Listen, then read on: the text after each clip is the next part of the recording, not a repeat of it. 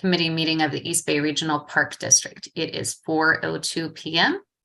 and we're going to start with roll call. Madam Secretary, if you could please call the roll. Absolutely, Chair Obringer. Welcome, everyone. Member Arce. Member Arce not present. Member Carey. Here. Member Carey present. Welcome. Member Chang. Member Chang present. Welcome. Member Claxton. Here. Welcome, Member Claxton. Member Corkin. Here. Welcome, Member Corkin. Member Deschambeau. Here. Welcome. Hello. Member Dieter. Member Dieter. Here. Present. Hello. Welcome. Member Espana. Present.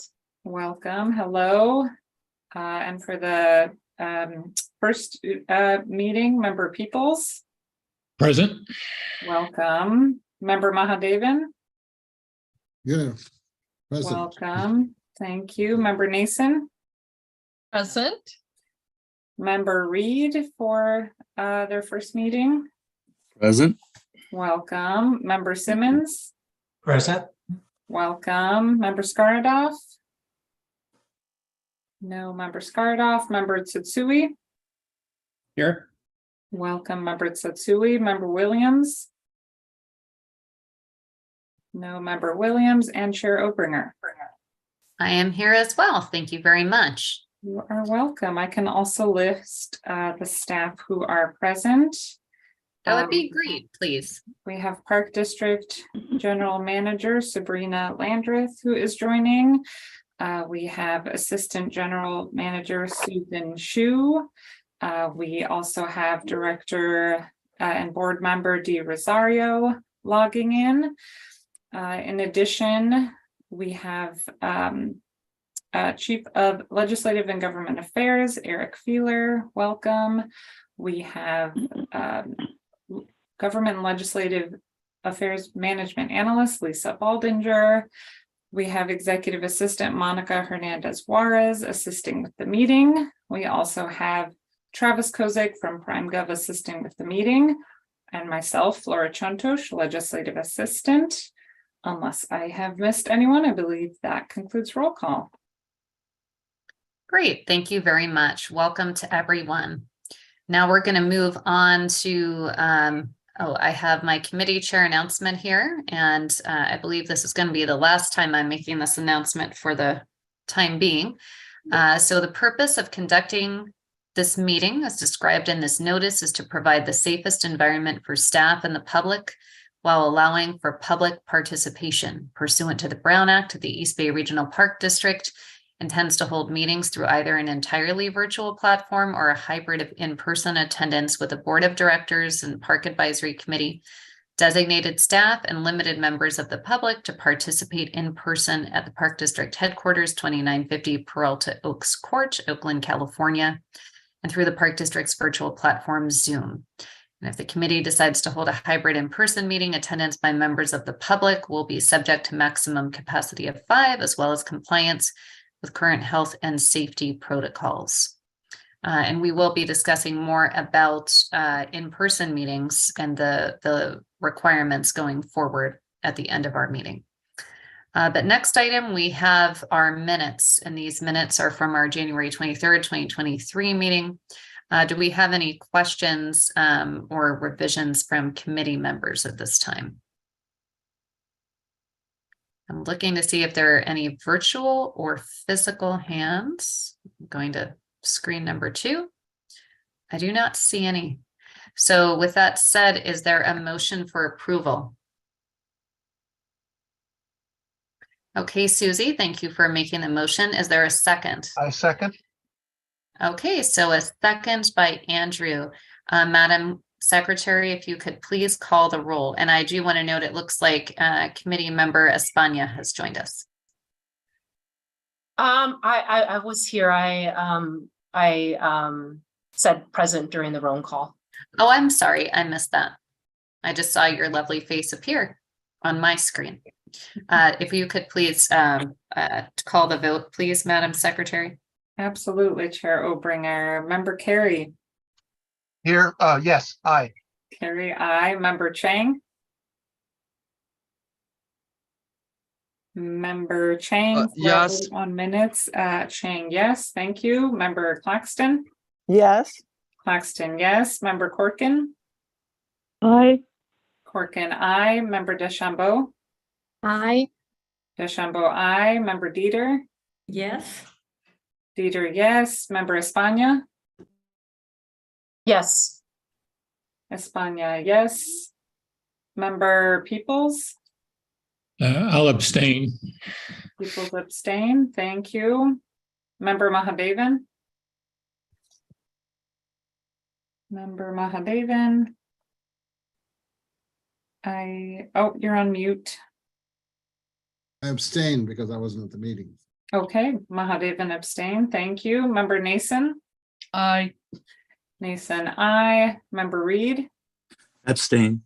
Reed abstain. Thank you. Member Simmons. Abstain. Simmons abstain. Thank you. Member Skardoff. I apologize. I joined a little late, so I have to abstain. Okay, Skardoff abstained but is present. Welcome. Vice Chair Tsutsui. Aye. Member Tsutsui, aye. Member Williams, I believe not present, and Chair Obringer. Yes, I approve the minutes as well. Thank you. That concludes the vote. Okay, thank you very much. And now it looks like Board Member Rosario has joined us. So I would like to turn the meeting over to Board Member Rosario to receive his remarks and presentation. Thank you, Carlin. I just wanted to welcome everyone, all the new and returning members. And I especially wanted to say a shout out to my reappointee, Linda DeChambeau, and also my new appointee, Bob Reed. And so I look forward to another eventful year. And I just wanted to give you a quick update as what's happening in Ward 2. The McCosker Ranch Creek restoration is going to be completed. We're looking forward to a soft opening in this spring. And then the rehabilitation of the Roberts Pool is on schedule to open Memorial Day. And then we're also, and then regarding the lease at Crowley, which is an extension, would be an extension of the Bay Trail along the Embarcadero. We just found out that the soil there is extremely toxic, so we're going to be in discussion with the Port of Oakland. And then adjacent to that is the in Ellen Corbett's ward is the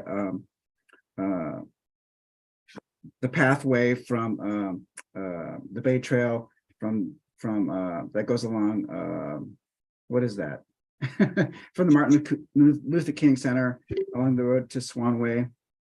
That's also going to have a soft opening, and so probably this fall. And so yeah, things are looking good as far as updates on storms. Most of the parks are open. Anthony Chabot, the road from Castro Valley is going to be closed for a little while, but you can access the park from Redwood Roadside, but the campground is still closed. And then Reinhardt Redwood is open, and all the other parks I believe are open. So that's all good news. And so with that, I know you guys have a busy schedule. And also I wanted to give a big shout out. We had a tremendous showing at the Briones Pilot Update Project in Briones, and we hit the weather just right. I'm going to venture, we had almost 50 people show up. So there was, I was glad to see a sprinkling of members from the PAC. And it was very well run, and I think everyone was civil. And I think we'll see some good things about this. Got some really good input on the project itself. So looking forward to seeing that going forward. So thank you all very much. I really appreciate your attendance and your participation, and looking forward to another great year. Thank you. Thank you very much, Director Rosario. And I just want to see if there's any questions that any members of the PAC have.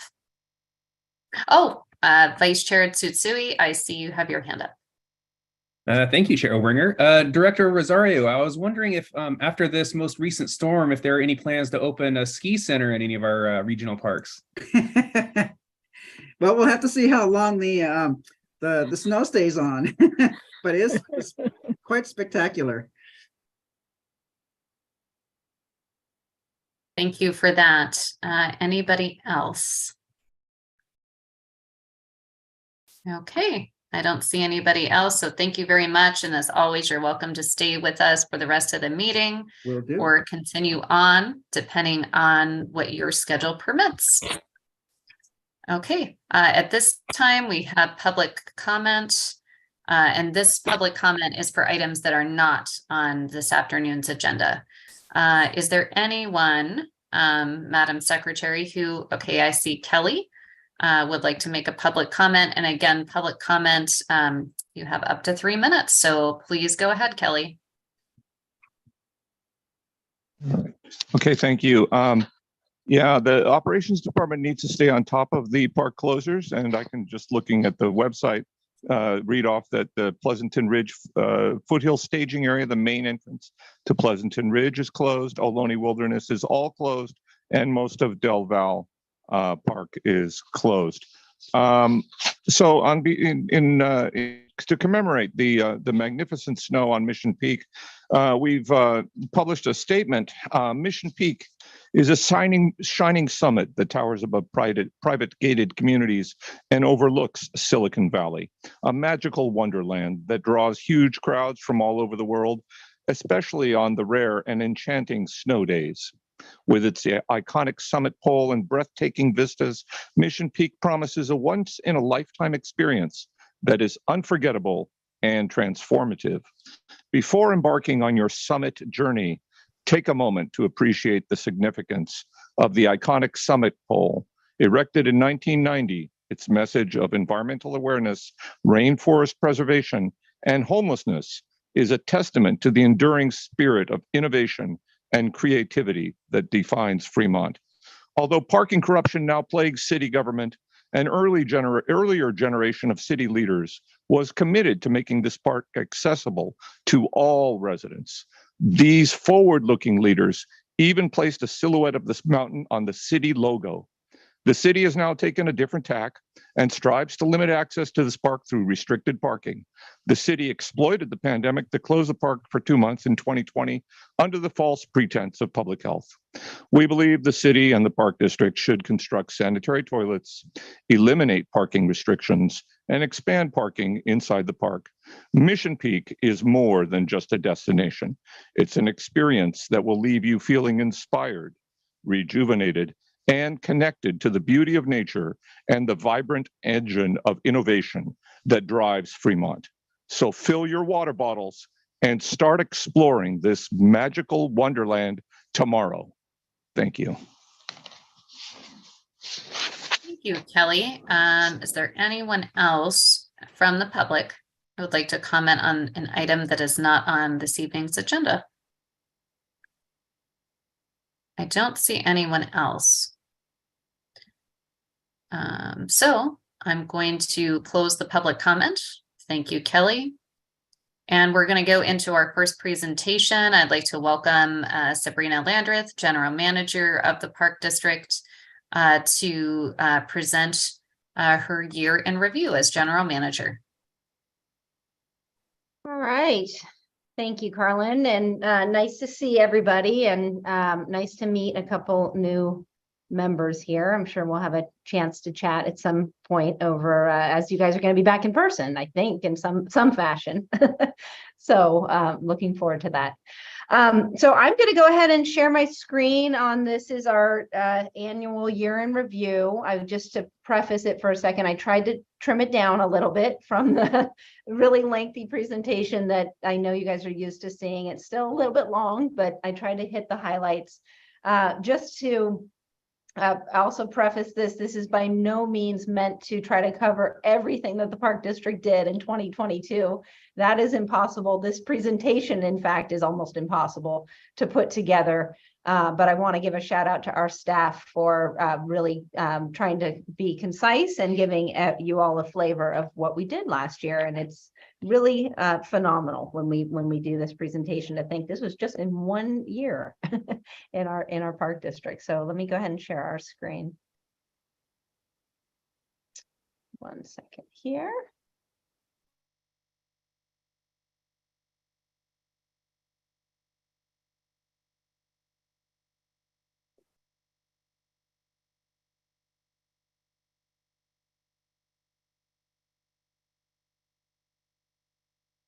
Okay, can you guys see that okay? Excellent. All right. So year in review for 2022. Oh, actually, I was just going to give Neil just reminded me of a funny anecdote. The snow comment reminded me of a funny anecdote as I launch into this.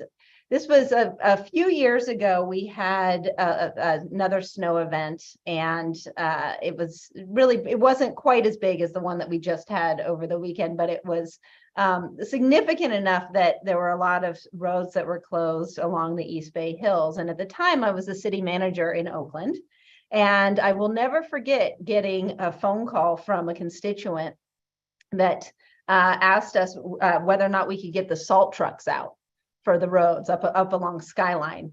And my staff was just about losing their mind, saying, oh my gosh, they think we have salt trucks in the city of Oakland? Why do we don't have salt trucks? And I said, hey guys, take a step back and think about this. People are so confident in our local government that they think we can solve just about every problem that might come forward. And I have to say there were very similar sentiments that happened over this last 72 hours with the snow that we had here, pretty close to asking us to bring out the salt trucks. So I like to pivot and that on its positive, which is I love that people are reaching out to the Park District to solve all problems that might be hitting their communities. We can't quite solve them all, but bring out the salt trucks when we have them. So that just reminded me of that funny story. All right. Okay. Oh, you guys know all about us. So I'm going to skip over this one with the exception of actually one point that I want to make, which is the change from 2022, which is that we were able to get the final census numbers updated, and no surprise in both of our counties, as you guys are very well familiar, we grew significantly, and not just grew in volume of number of people that we have, which is upwards now of approximately 3 million constituents within our two counties, but also becoming more and more diverse in every way within the two counties. We are arguably two of the most diverse counties, not just in California, but in the country. So something that I just think we always need to kind of ground ourselves in terms of the 3 million people that we are serving here, all of us in these jobs. So you all are very familiar with our map and who we are. So I'm going to skip over that. Year in review for 2022, we've tried to group this by some categories of connecting people to parks. So all about access, safe visitor experience, expanding our park system, which I'll get into, lots and lots of infrastructure improvements, stewarding the public trust, one of my most favorite topics, and then fuels and vegetation management, as well as dealing with our changing climate. And awards, always nice to end on awards.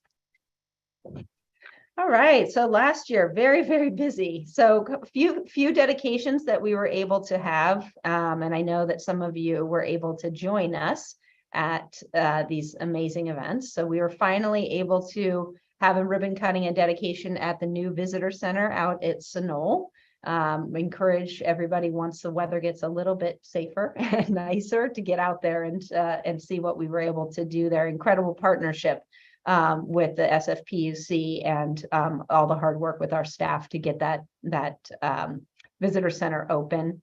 We're able to dedicate the newly named Doug Seiden Visitor Center over at Crab Cove, and we've got a photo in the middle there of Doug, and his whole family was out there. It was a lovely, lovely event for us to honor Doug in the right way after all of his dedicated hard work, not just for the district at large, but really specifically for the city of Alameda and all of our visitors there.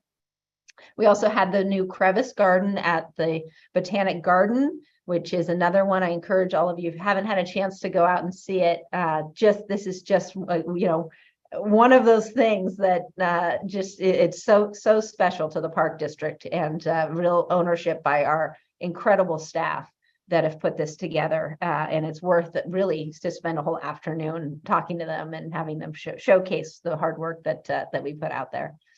We were able to install the new trail post names, the Chochenyo trail post names over at Coyote Hills, as well as the Yakut's Basket exhibit.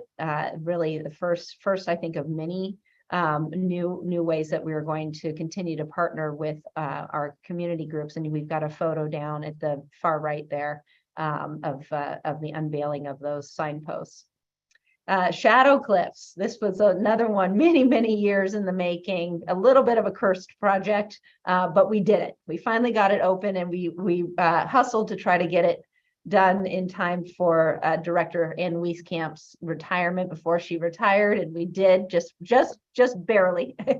And it's a beautiful interpretive pavilion out there, and it's a great example of the Park District leveraging public private dollars, working with our foundation to provide this really incredible amenity out at Shadow Cliffs. It provides a nice shaded structure so that people who are out there and in the heat of the summer can have a little bit of a respite, but also you can see there the ironwork that is telling the story, and the interpretive work that our staff did. It's really an incredible celebration to have that open.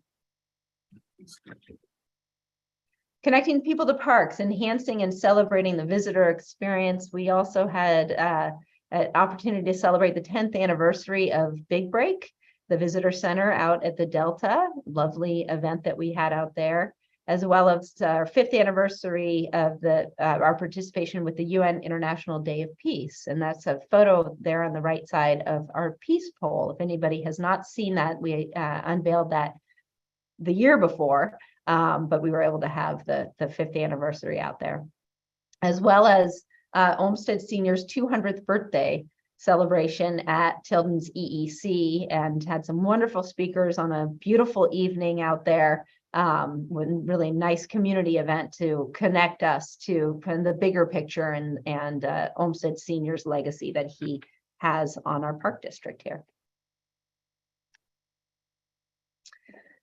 We were also able in 2022 to dedicate the new Brickyard Cove in Berkeley, which is connected to the East Shore State Park. You guys, if you haven't been there yet, you know where, conceptually where it is. It's right there next to the cafe. Gosh, what's it called? I'm having a brain freeze on the name of the Seabreeze. Seabreeze? Yeah. Okay. Thanks, Neil. And we are also able to install 2 new fishing docks at Contra Loma. We have also some fun things, like we added the new loop of the farm train track at Ardenwood Historic Farm, which is we were able to increase the length. It used to just be, I think, about a half a mile. Now it's just a little bit short of 2 miles. So a really fun visitor experience to go out there, and really encourage you to go with your families. It's a fun add-on. Thurgood Marshall Regional Park, home of the Port Chicago 50. Well, it was one of the first things that the Park District took action on when I walked in the door here just shy of 2 years ago, to actually name our new park, which I'm very proud of the Park District for the process it went through to land on this name, and ultimately our board on the decision that they made. But the name is just one part of it. We were able to finally complete the public benefit conveyance of the over 2,000 acres for our park. So that is a very big deal in terms of the phase 1 conveyance for us to now start to work on the new visitor center. We were able to secure $3 million for that new visitor center through our representative DeSaulnier and all of his hard efforts out there. It's not enough to get us completely going, but it's certainly some good starter money that add at least a zero to that for us to make that the dream come true. But we've got some good good momentum, I would say, on that. And then our government legislative affairs team working also very, very hard on trying to get this this land bank property open to the public as soon as we can. And Assemblymember Grayson, really that resonated with him as he represents a portion of the new park out there. And he was able to secure through the state budget process a $3 million direct appropriation for us, a line item in the state budget signed by the governor, so that we can accelerate opening the park over at the south of Bailey Road entrance. So staff's working away on what that design could look like, what that plan can look like, so we don't have to wait for the whole thing to be ready to go. So really appreciating everybody's teamwork on that. And the sun has come out. This is very strange. So there we go. Connecting people to parks. So public outreach, education, and partnership. We were able to host 4 walk and talk events with our elected officials last year. I mentioned Assemblymember Tim Grayson. We also had Congressman Swalwell, Representative DeSaulnier, and Assemblymember Alex Lee were all part of our official walk and talks with a tremendous showing, I think, from their constituents. Everybody likes to get out there. We were able to launch our new Park District website. This was many years in the making of really trying to make it a little bit more user-friendly and also cell phone friendly. We know that the majority of people are accessing our website, our maps, all the closure information, et cetera, via phone these days. And so this launch of our website is a big step towards being more transparent and more user-friendly. So it's also a work in progress. So we're open to suggestions, as I've heard from many people. And it also allows content viewing in multiple languages. So that's also, again, as the Park District's trying to be more responsive to the constituents that we serve. So that was a big change. We conducted virtual news media panel briefing called Enjoy, Don't Destroy. And this was with our stewardship department, and they had 110 participants with 40 articles and broadcast segments that came out of it in multiple languages. So this was, I think, a wild success of our staff and trying to get creative on getting the message out about protection of these natural resources and how to safely use our parks. Also celebrated the 60th anniversary of the sister city with Oakland and Fukuoka, and welcomed their mayoral delegation at Reinhardt Redwood. And I believe, Director Rosario, you were in a photo right there with the delegation. Yes, you are. So another great event for us. Oh, this is so exciting, this slide. So we have been, after taking at least a 2-year hiatus or break or whatnot through COVID, we were able to start to ramp back up our volunteer program. And so we had conducted our in-person coastal cleanup day at 14 locations in 9 parks. And I want to get this number right because it's amazing.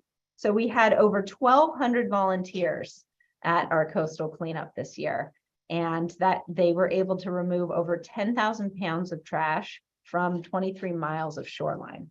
So we aren't even back up to full speed, and our amazing volunteer staff was able to really bring this back in a robust way, and more to come on that.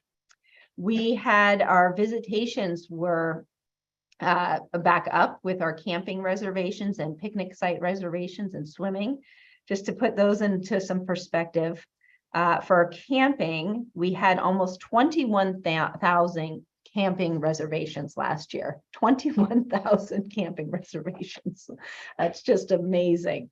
There is more demand than we could ever provide in our campgrounds here. So, we were able to open up the year before the new Dumbarton Quarry, and we have some more ideas in the works on how to continue to provide really, I think for a lot of our community, you don't have to go to Yosemite, right? You don't have to have these big trips, and you can still have this real camping experience here in our local parks. It's really special and really, I think, life-changing for people. Almost 4,000 picnic reservations and almost 25,000 swimming registrations. So we had a lot of issues with our swim facilities because of either no water, or we had other stewardship issues with them, or they were under repair. And despite all of that, our staff being very, very creative, and we were still able to have almost 25,000 swimming registrations. Pretty phenomenal in a 1-year period. Speaking of swimming, you can see there with those were the registrations, but that equated to almost 200,000 people, visitors participating in our swimming, with knock on my wood right now. It was the 13th consecutive year with no guarded drownings within the park district. Just phenomenal for the fact that we have that many visitors. Continued with our swim tests, our life jacket loaning program, and our focus on safety. There's the recreational piece of it, but it's really about safety. I was just meeting earlier this afternoon with our aquatics manager and really talking about some exciting ideas, creative ideas that we have in terms of partnership for this year and moving forward. But even again, with the limited facilities that we had last year, we were able to do some very creative things, such as we partnered with the Ambrose Rec over in Antioch, and then also with the city of Oakland, to try to pair up, we have lifeguards, and there was a lifeguard shortage, but they had facilities. So we found a way for us to provide some programming. All right, expanding the park system. This is really is one of these things that is so different from running a different type of local government, because we are constantly expanding the park districts, both our footprint and then also the access. So here are just some examples. We had more than this last year, but I tried to just kind of give a flavor. We had the Marsh Creek trail from Concord Avenue to Vineyards Parkway in Brentwood. That's a 1-mile paved extension. We were able to purchase the 80-acre property as part of the Byron Vernal Pools Regional Preserve to expand that. We acquired a 1,400-foot trail easement for the Bay Trail along the Hayward shoreline. We also opened up the Tyler Ranch at Pleasanton Ridge and completed the construction of new trail access to over 2,800 acres of previously land bank properties there. It's absolutely spectacular. If you haven't had a chance to get out there yet, I wouldn't go today. But when it gets dried out a little bit, bring a lot of water and some good sturdy shoes. It is almost a very vertical hike up to the hill there, but the views are just phenomenal. It is unparalleled. There isn't anything that's quite like it. It's really, really unique up there. It's gorgeous. And so I really recommend you guys get out there if you get a chance later this spring. Infrastructure improvements, again, these are just a couple of examples. Our staff is working away on actually hundreds of projects, but just some examples there. As Director Rosario mentioned, McCosker, last year we repaired and restored the Sibley Culvert at McCosker, and this was with the assistance with the Civic Work crew. So again, you know, the Park District being very creative and leveraging other partnerships and other resources that we have out there to get some of this work done.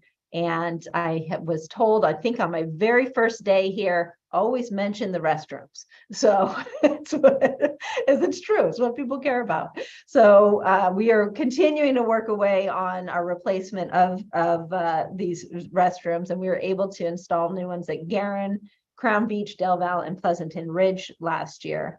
And I think that might be Garin that I'm looking at there, but I can't remember what that photo is. All right, stewarding the public trust, fiscal responsibility. Everybody says, well, take this slide out because nobody cares about it. It's kind of boring. It doesn't really mean anything. People want to talk about opening up parks and having new programming. Well, you can't do any of that unless you have the resources. And I'm just so proud to work for a public agency that is responsible, not to the point of hoarding money, but responsible in terms of really being strong stewards of the public trust and being fiscally you know, I would say consistent in terms of the way that we are transparent and are very careful with the public's time. And we were able to receive the Government Finance Officer Association's award again for the 21st consecutive year, which is a big deal. And then also the Distinguished Budget Presentation Award for the 18th consecutive year. Our staff has been out, our grant staff, our government legislative affairs, our elected board, our foundation, and then everybody, all 1,000 people within the organization are amazing and hustling and trying to find other people's money. And we're successful at it. And we're successful because, you know, we are actually on the ground doing the work, and outside funders want to see results. In the Park District, we deliver. And last year was no exception in terms of securing real money for these projects. I already mentioned Thurgood Marshall. We also received some dollars for wildfire mitigation. And I don't have it on here. It's a very large line item, but we also received a $36 million direct appropriation from the legislature in the state budget for expanding open space out at Point Malati in Richmond, right near the San Rafael Richmond Bridge. And it actually was the largest direct appropriation that from in the entire budget trailer bill. So there's no other public agency that received quite so much, and it's designated to the East Bay Regional Park District and signed by the governor and supported by the governor and his staff of what we're trying to do out there. So it's not on here, but I do want to highlight that again, just incredible work from all of our staff over many years and to big thank you to Nancy Skinner for securing that for the Park District. So more to come on that. And I could never get out of this presentation without mentioning restrooms. I can't get out of it without mentioning vegetation management, fuel management, wildfire mitigation continues to be the #1 issue in our community. And we continue to be the leader and have these other public agencies really watching what we're doing and learning from us. We have last year, I really availed myself and our fire chief and our fuels crew to our partner agencies and said, hey, come out and take a tour and see what we're doing out here. And many of them did. We hosted very informal site visits with different fire chiefs and different mayors and elected officials and had them come and really see, again, on the ground what we're doing. I've got on the far left there, it's a photo of before and after of our tree thinning over at Miller Knox.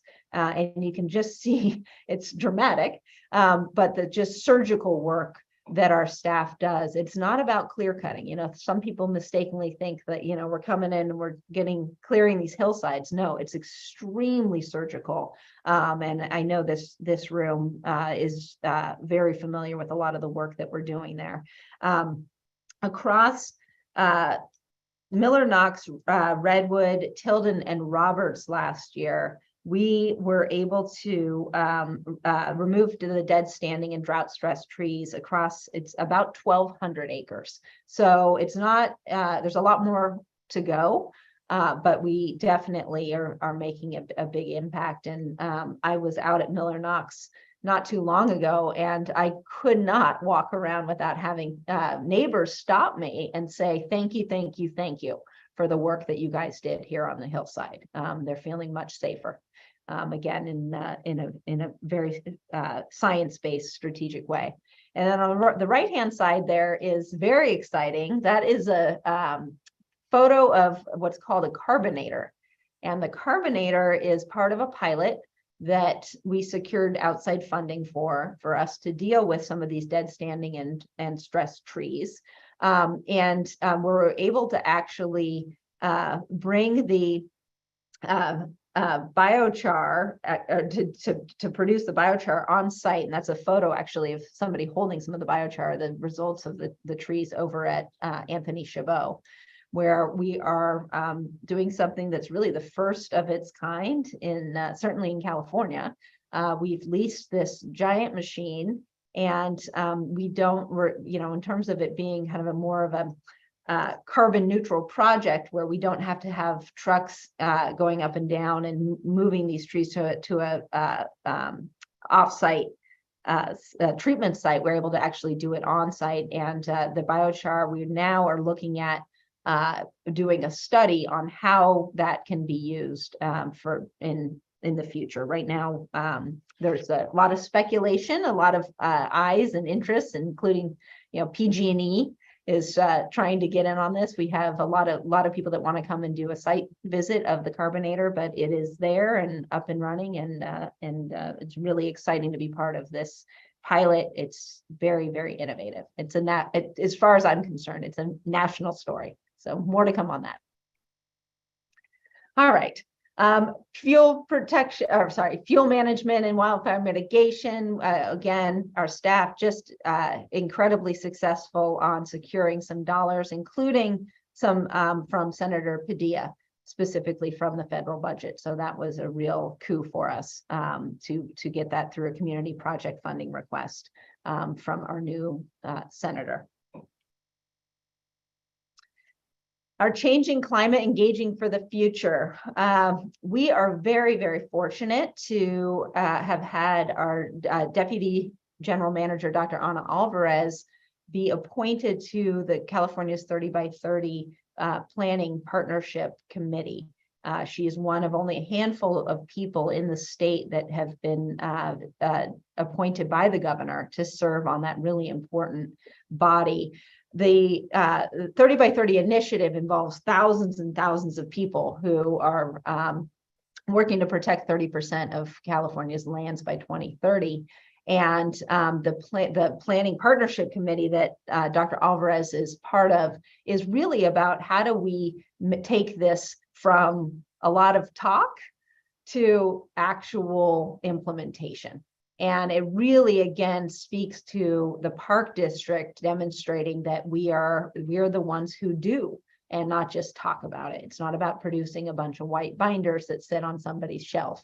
And the photo that we have there on the left-hand side was an somewhat impromptu gathering that we got a call from the governor's office, and specifically Secretary Crowfoot, who was looking at having kind of a gathering of some of the leaders that had worked on the 30 by 30 initiative, or the beginnings of the initiative. And we got a call and said, hey, you know, the secretary wants to have this gathering, and it can be anywhere in the state of California. And he said he wants it to be at the Park District, and said, can you guys accommodate it? And we said, absolutely. So we hosted him and a delegation there at Roberts, And we were able to again showcase all of our beautiful outdoor office space that we have there in the Redwood. So that was a very special event to highlight all of this work. But the district is not just sitting at the table, but we are active participants at the table. I was just up in Sacramento actually on Friday, meeting with the secretary and the governor's office as well. So we're really well positioned as this work is underway for us to secure additional funding and for us to secure additional pilot projects as we deal with our changing climate. We are also able to commemorate the 50th anniversary of the Federal Water Pollution Control Act of 1972 with we had the representatives from the US EPA and then also the California EPA. And this was over at the Dotson Family Marsh at Point Pinole Regional Shoreline. Very special event. Just again, very prestigious for that the Park District was selected in the Bay Area to host that anniversary. And awards, you never get out of this without a little bit of bragging. And this is just a little snapshot of what we received last year.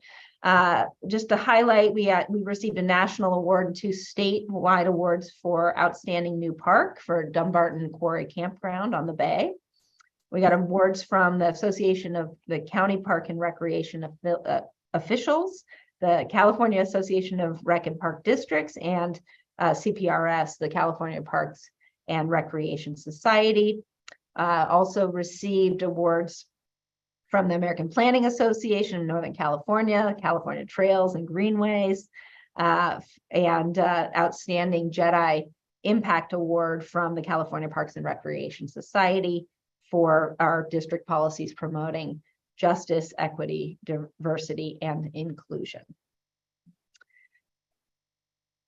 And that is it. I do want to also just say this, we had a big transition at the end of last year as well. I think you all are very familiar with this, but we had 2 of our longtime board members retire off of the board, Director Wieskamp and Director Lane, after they had a combined over 52 years of service. So pretty phenomenal, but a lot of institutional history and knowledge that they're still on speed dial, I will tell you.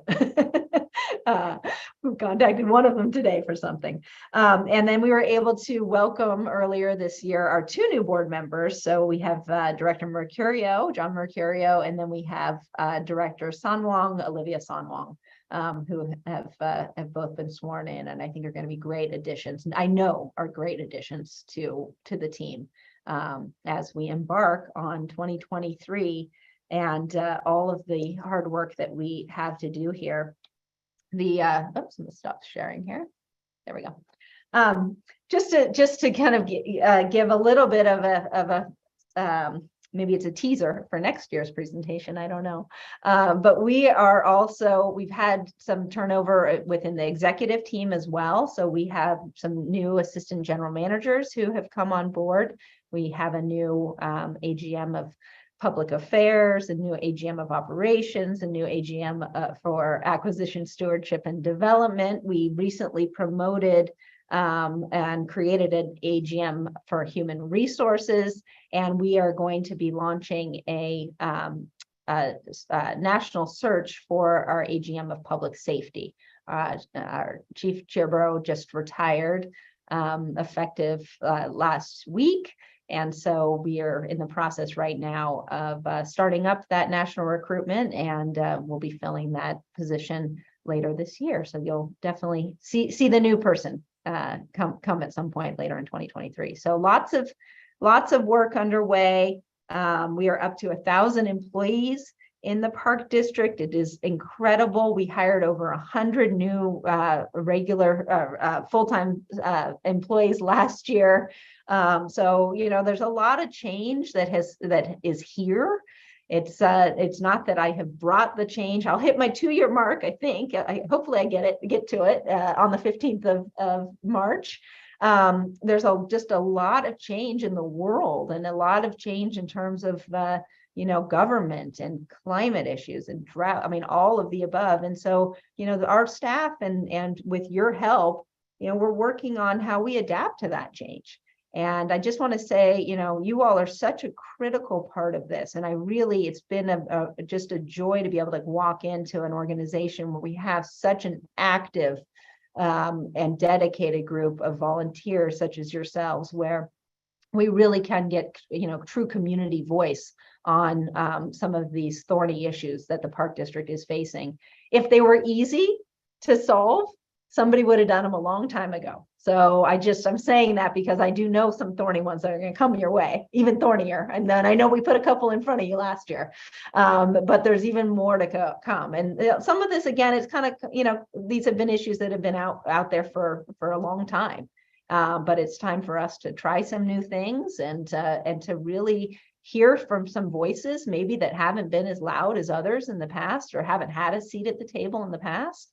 But these really are we serve all 3 million people within this community. And I'm so excited about the foundation that we are building here together and the positive momentum that we have here together for 2023 and many more years to come. So thank you all for all of your service and your opinions and your being thought partners. You all have been really fabulous for me. I'm just going to be selfish for a second and say this. It's been really great to have you all as a sounding board, and you have not been shy. So thank you too. When I've seen several of you out and about, and you've grabbed my ear and just said, hey, we need some attention on X or Y, or we think that the PAC should be doing this a little bit differently. We've been hearing you. And I know our staff has been working with you on kind of, re-envisioning and with Carlin's help too, of kind of what is most useful and how we can make the most of your contributions too. So again, there's your 2022, lots to come in 2023. And thank you all for your continued help and partnership. Thank you very much, Sabrina. Really exciting. And I do want to also give credit to Neil, our vice chair, who's been working to try to help, help us re-envision the role of the PAC as well. He's been a great thought partner. I'm sure we all have a million questions. So what I'd like to do, just for the sake of the agenda, so if we can take 15 minutes, I'm sure we could be here for the next 2 hours, but 15 minutes for any questions that anybody might have. And again, I will just say I really appreciate the comprehensive presentation.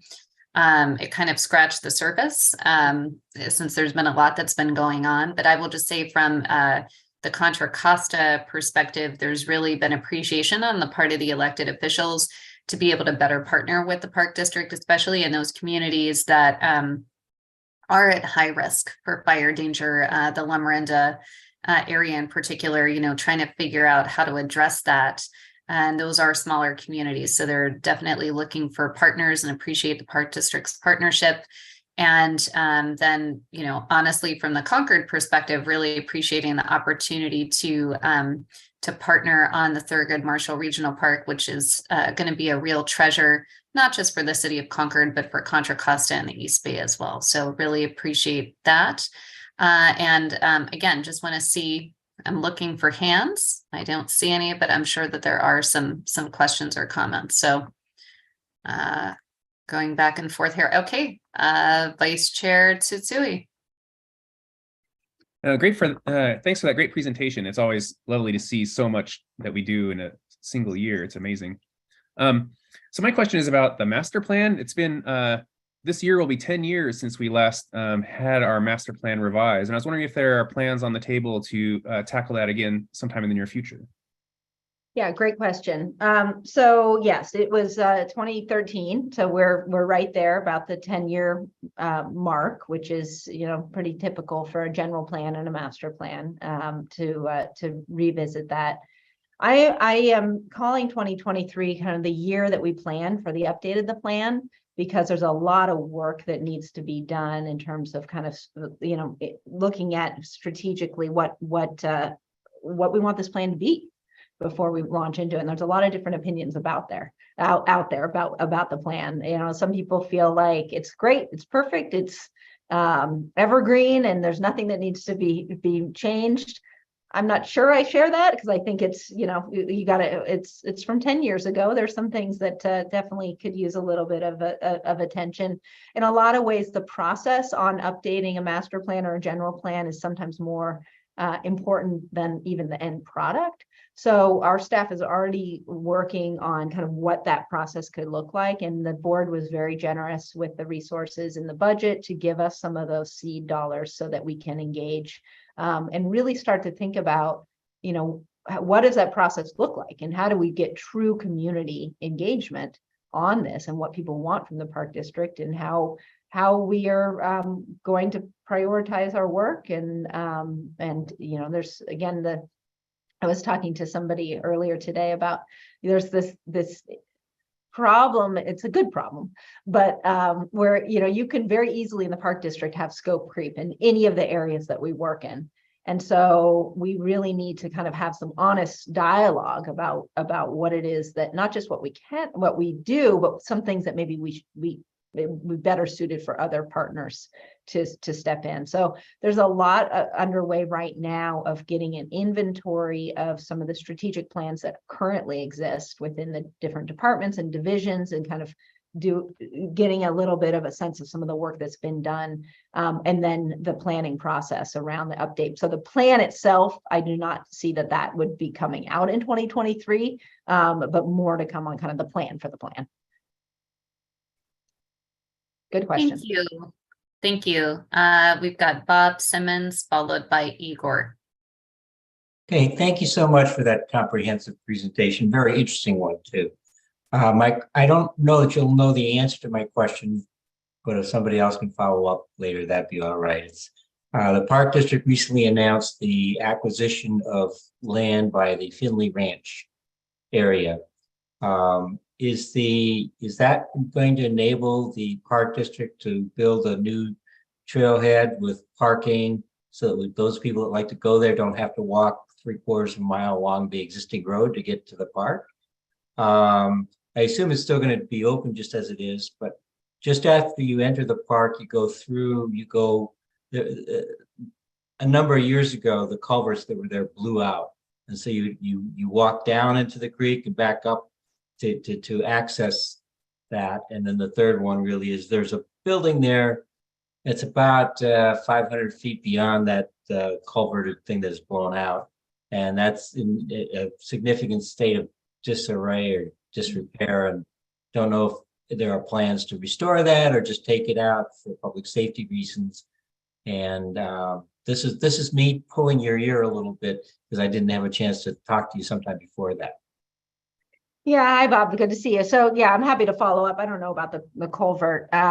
Just to let other people know. So we just were awarded a $7 million grant from the Coastal Conservancy to help us on this acquisition of the Foley property on Finley Road.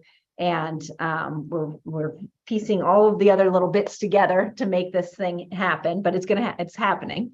You know, where exactly how the parking is going to work and staging and all of that, I think is still in the works. And but certainly that's a big part of why we wanted to make sure that we acquired this. And I've been out there. It's challenging, very challenging if you want to actually not have to walk an extra mile or so to get in there. So it's part of the concept. You know, all the specifics I don't think have been finalized, but I'd be happy to follow up with you on kind of what Thank you. The staff envisions there. Yeah. Thank you. We've got Igor followed by Rochelle.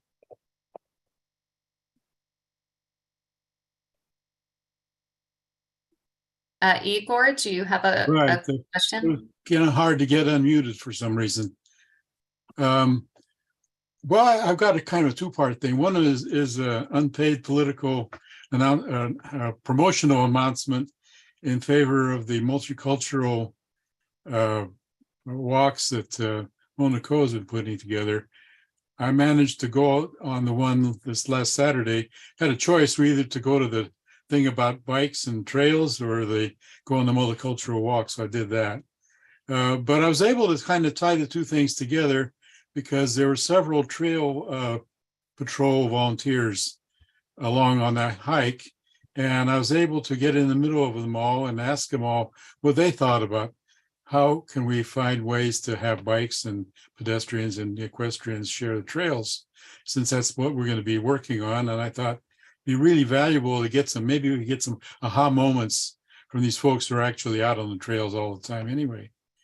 And it was interesting that the answers basically came back that it's a cultural thing. That's an educational thing, and we need to find ways to have folks informed and aware of what, let's say, trail etiquette is and that sort of thing.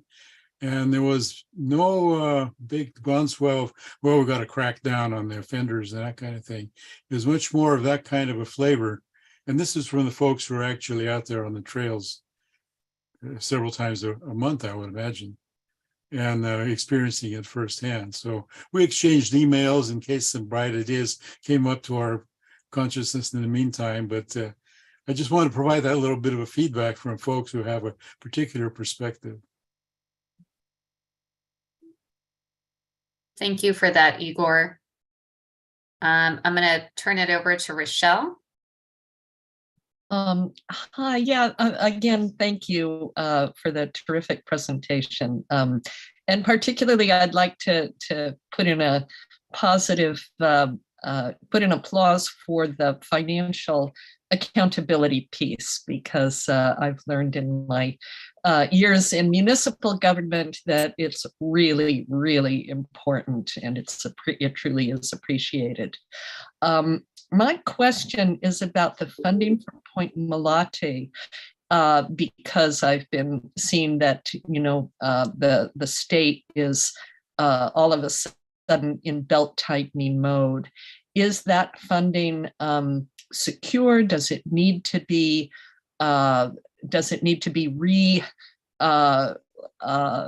re-upped or with each budget, or is it secured for if this is a very long-term project? Yeah, great question. So nothing's ever guaranteed in government. I learned that a long time ago, but but I would say this money. So the way that these direct appropriations typically work in the state budget is that they identify a state agency that is in charge of, you know, doing the grant agreement and actually distributing the funds. So these dollars have actually been they've been allocated to the Coastal Conservancy, which is we're very familiar with their process. As I mentioned, we just received $7 million from them. So they're very well aware of this. They know our desire to come to them and get those dollars distributed as soon as possible. But we do have to go through their process, their grant distribution process, and go to their commission for approval. I anticipate that we will do that sometime in the next 6 months. You know, we've got to have a little bit more meat around it before we go in front of them. I don't anticipate there's going to be any issue whatsoever with getting those funds distributed. These appropriations do have a timeline to them, though, to your question. So it's not like we can just sit on it for 10 years and the state will never claw it back. They do have a little bit of a ticking time on them. So we are moving as quickly as we can. And not putting that at risk. But you know, there's a lot of political interest in this, and so you know, I don't see us as being in any kind of short-term risk of those dollars, of losing those dollars. But you know, we're moving with some haste. Yeah. Thank you.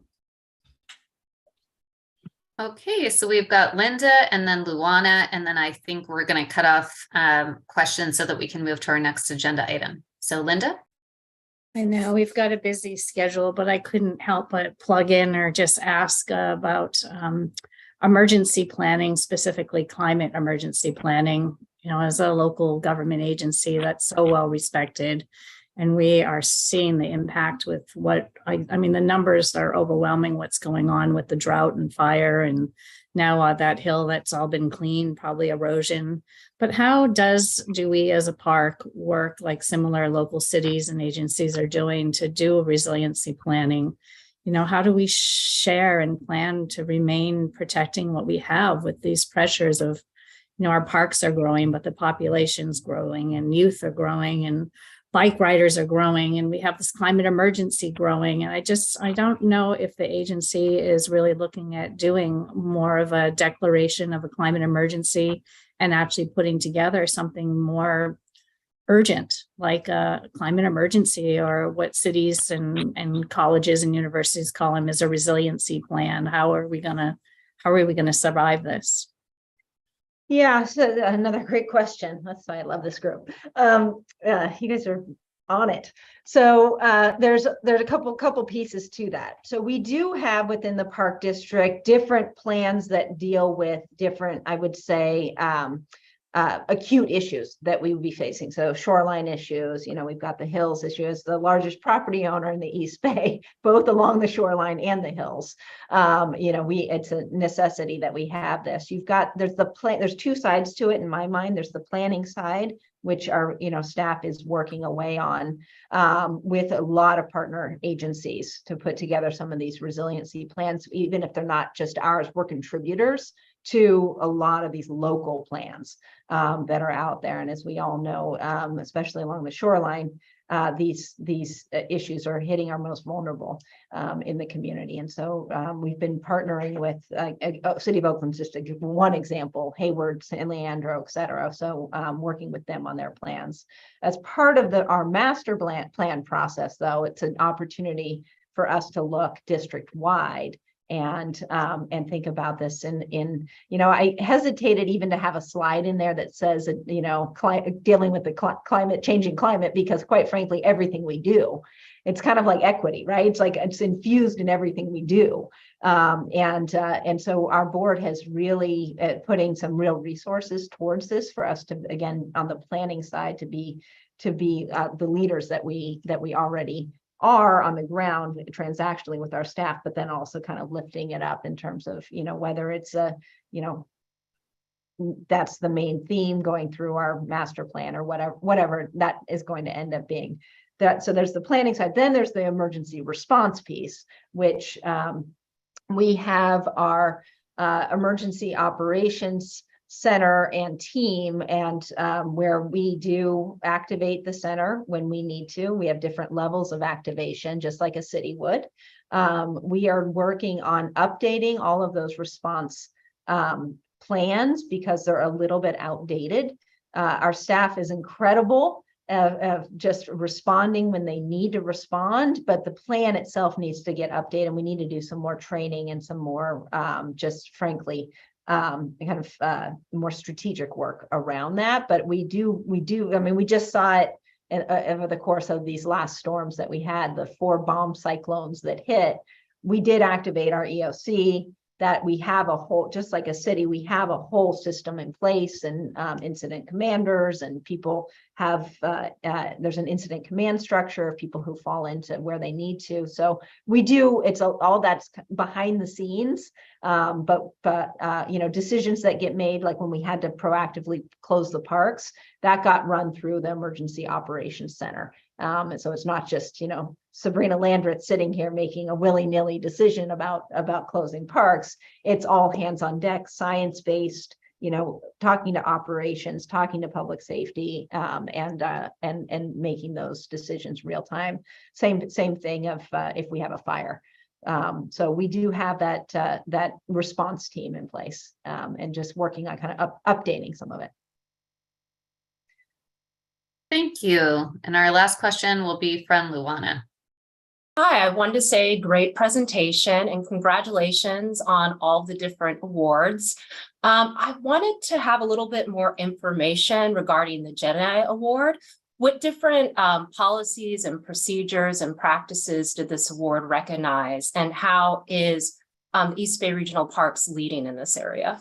Yeah, I apologize because I have to pull that specific award from here. I know that because it was through CPRS, and they're usually pretty hard to get an award for this one, because it's become kind of the 2018 all of a sudden for a lot of people in these buzzwords where they are calling everything Jedi. So they really do dig in to make sure that this is really a robust thing. So I can get back to you guys about exactly what that was for. I do want to say though, that's one example of just, looking at our programming of some of the things that we're doing in our community. A lot of it is kind of ground up from our staff, mostly in interp, recreation and interp staff, who really have a lot of energy and putting together things. What our job now, from my focus is really looking at the institution and how do we build some institutional structure so that we can really dig into this work around equitable service delivery. HR has been working away on diversifying our workforce, and I've just been really proud of the new AGM of Human Resources, and she's building a team and really listening to me and to the board about our priorities around, you've got to get your internal processes in place, and when you're doing this work, and then you pivot right to the external side of equitable service delivery. We weren't ready to really do that in any robust way, I would say 2 years ago, but we are now, and I'm really proud of the work that's already underway, but we're now going to start to institutionalize this, some of the really creative work that's been happening with the programming staff. The board was very generous this last budget, and they added an equity officer in my office who reports directly to me, with an analyst. Pretty strong that we need this. All has to be data based when you're doing this work. Shouldn't be anecdotal. And I have a lot of experience doing this in the large city next door, and my bosses have made it clear to me that it's a priority, and they're putting some real resources towards it. So that actually is something I just approved the job spec for that this morning, and really timely. Yeah. And so that's going to go out. That's going to attract a lot of really great candidates. Imagine, to come in and to be able to do this work in the largest park district in the country, in the Bay Area, high profile, and with a willing board that understands this work and wants us to really institutionalize a lot of the good work that's already been done, is just a dream job, I think, for some people that are experts in this. So more to come on that. I'm happy to follow up with you guys specifically on the CPRS award, but if I'm remembering correctly, it was around programming. Yeah.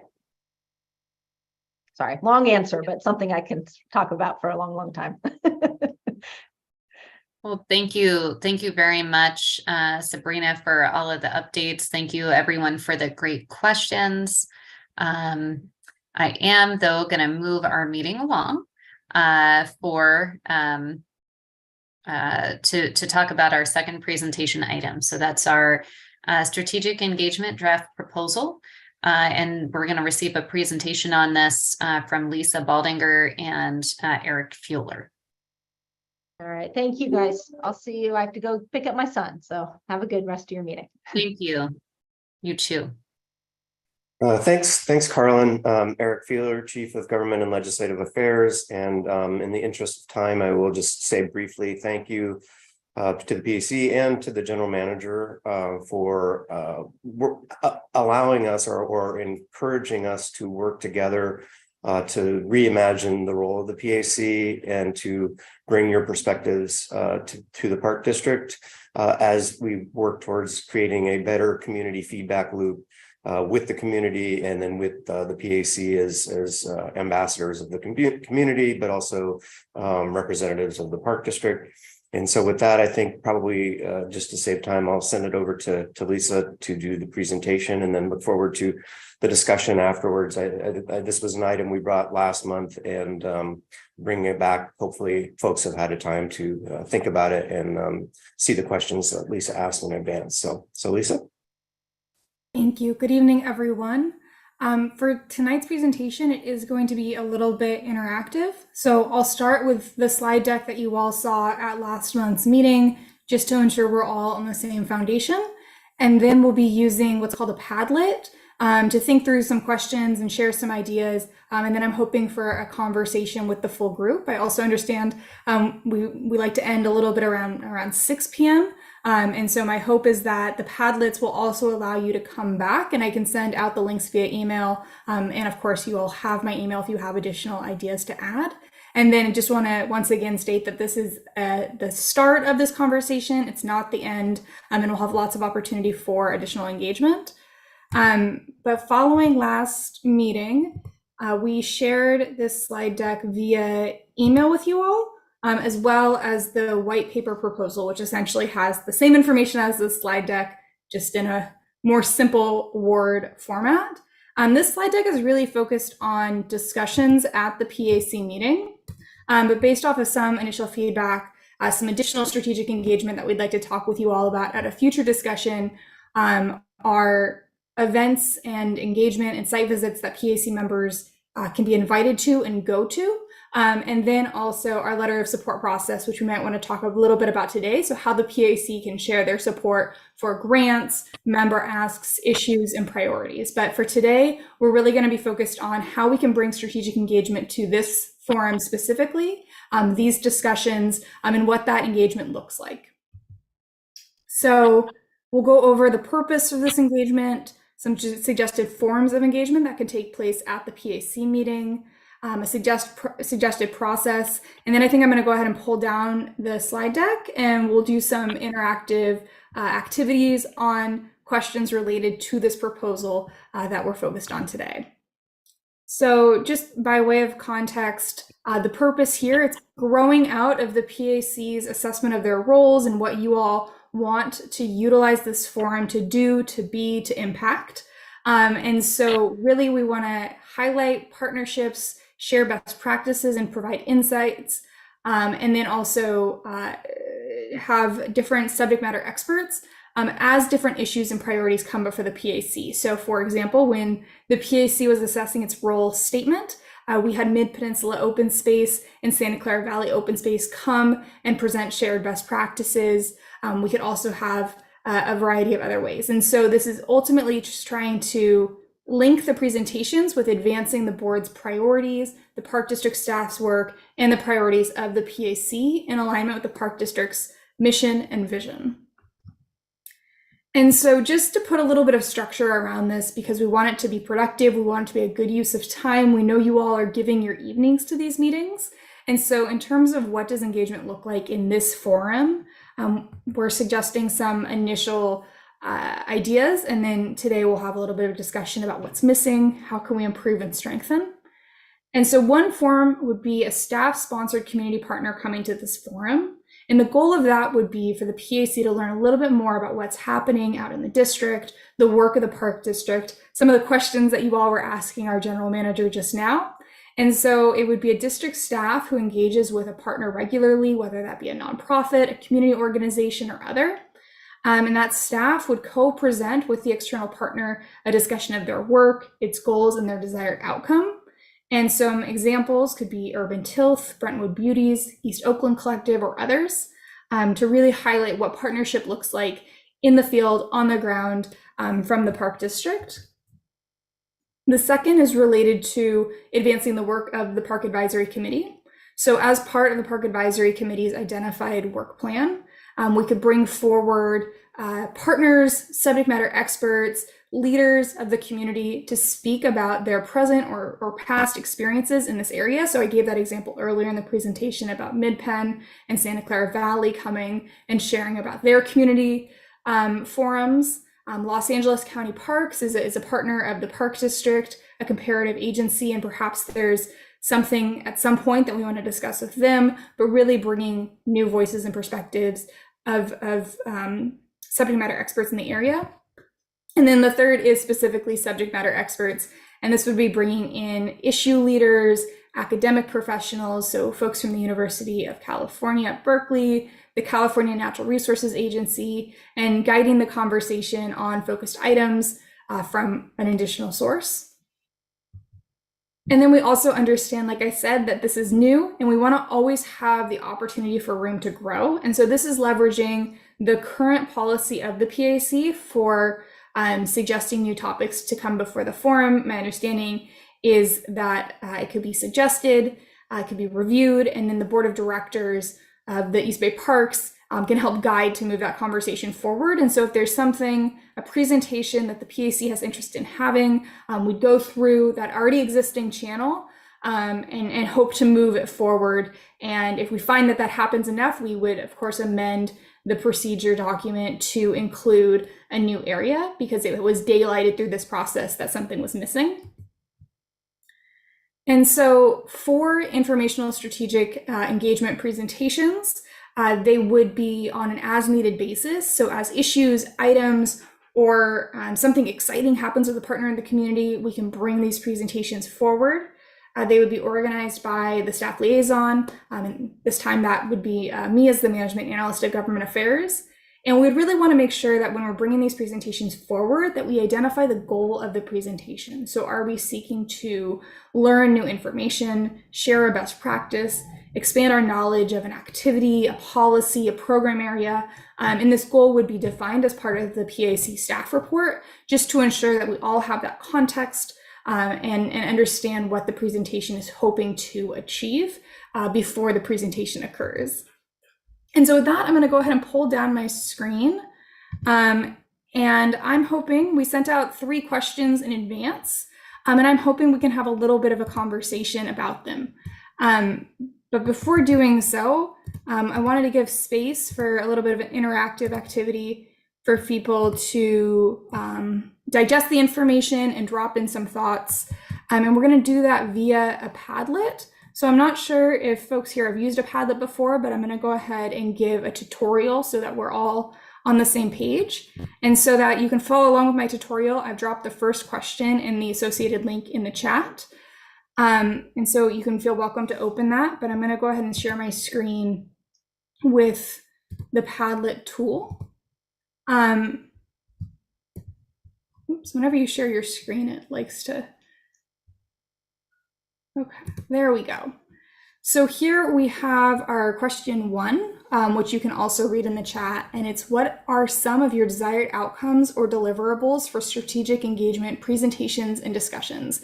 And so this is really intended to take a step back from what I just shared with you and think back to when the PAC, when you were assessing your roles and you shared the expression of interest for more strategic engagement, what were you thinking about? Is it, and it can be anything and everything.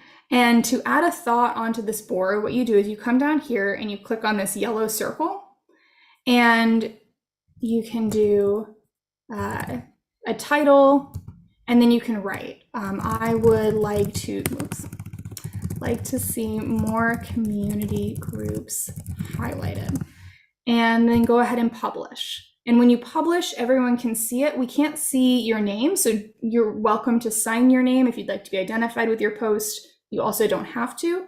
If you see a post that resonates with you, you can like it. You can also add a comment to that post to provide a little bit deeper context or additional thoughts. And so this is one way that we can engage. And I'm going to go ahead and drop a Padlet in the chat for all 3 questions. And I'm happy to take any questions about using the Padlet. And then I'm hoping maybe at 5:35, we can open it up for questions and reflect on what our colleagues shared on the Padlet. And these Padlets are going to stay open even after this meeting. So I'll work with our staff team to get an email out to you all to add in some additional thoughts. But with that, we'll go ahead and let you all get typing, and I'll add in the additional 2 questions. And just so we're all on the same page. So that first question is, what were your desired outcomes? The second question, when you're ready to dive in reviewing the forms of engagement, are there any missing categories or ways that you feel that we can improve the current categories? And on this Padlet, I went ahead and pre-dropped in the forms of engagement that we discussed in the slide deck. That way that information's all there when you go to it. And then our final question is associated with strategic engagement. It's learning from others. So are there any current engagement plans or programs that you're familiar with that you feel that we should review as part of this process? So for those of you who are community engagement experts, professionals, or just have been perusing the internet and you saw some good ones, please point us in that direction. So thank you very much, Lisa. So you were giving us until 5:35 to complete this, is that correct? That's correct. Oh. And if we need a little bit more time, we can adjust then, but I just want to make sure we have room for a little bit of verbal discussion today before the meeting concludes. Okay, great. Thank you.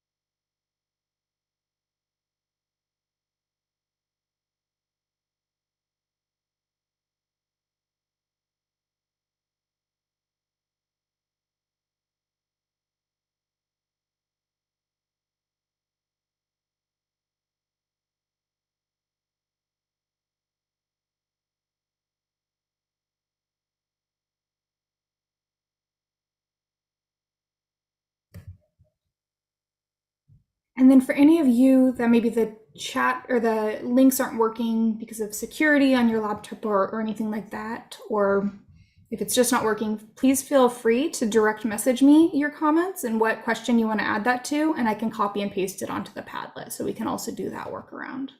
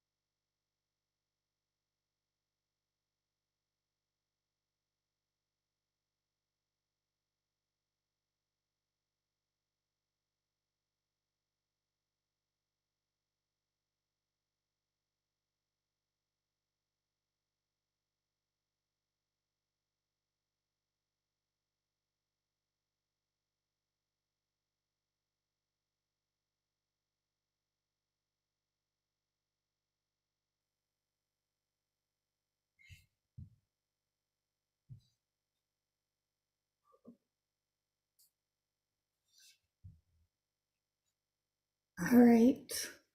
I'm still seeing some concentrated faces, but I'm gonna make some noise to bring us all back into the Zoom room.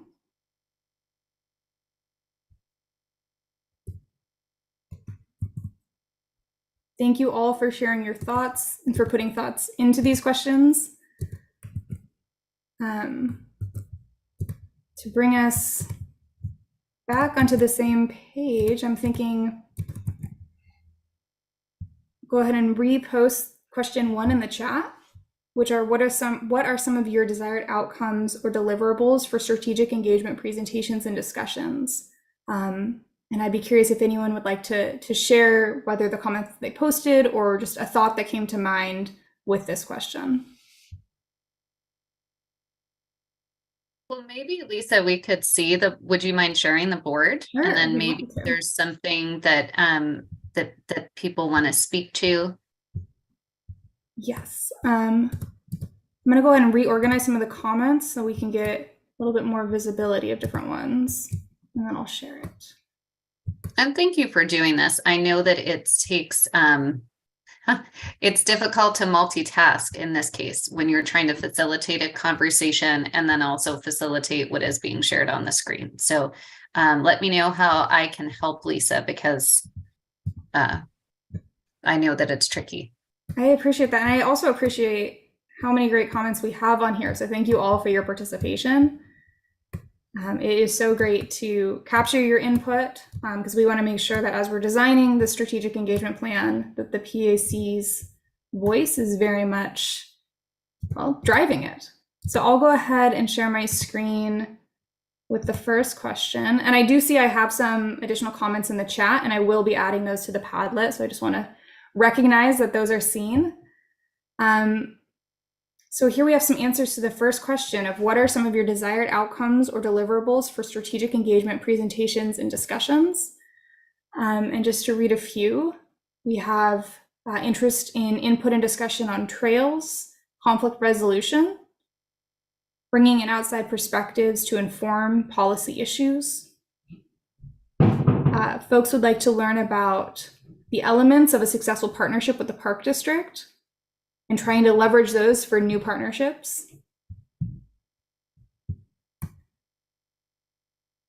Is there anyone who would like to share some additional context on your comment or add one that they weren't able to type during the time frame?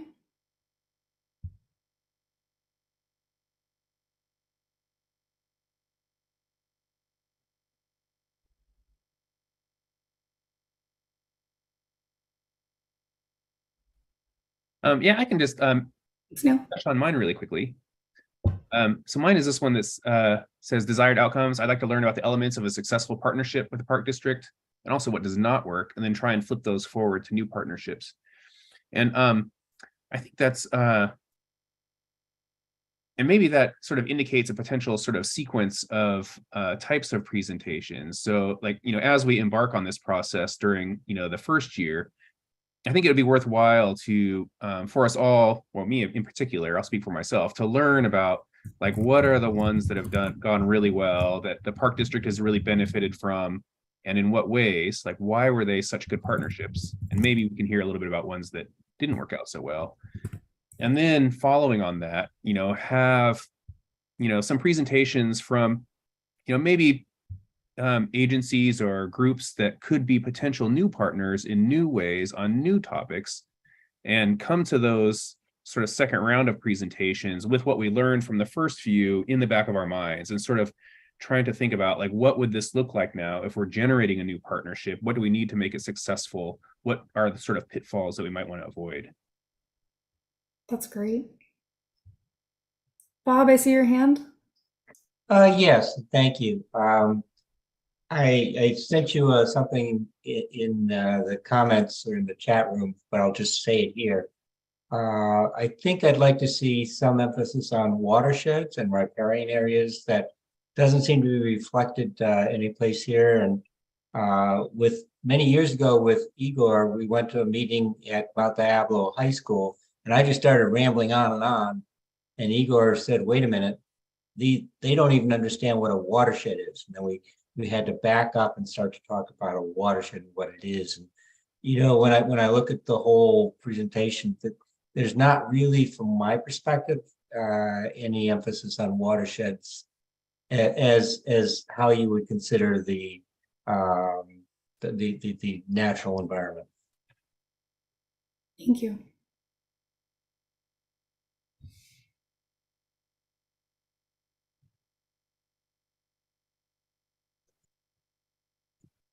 All right, we can always come back, but I'll go ahead and pull up question number 2, on which I believe we And may be. Lisa, if I could just ask a clarifying question, please. So I appreciate this process that's happening, and I don't know that we're going to get this all done this evening, but could you just share with the body the big picture in terms of you're gathering this input, and then how will this be, like where will this be recorded and how can this be used? So we just have like an overview.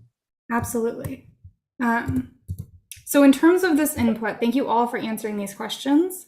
This will be integrated into the draft strategic engagement proposal, which will then be brought back in, or actually I believe then the next step will be bringing it before our general manager and executive committee, and then bring it back to the PAC.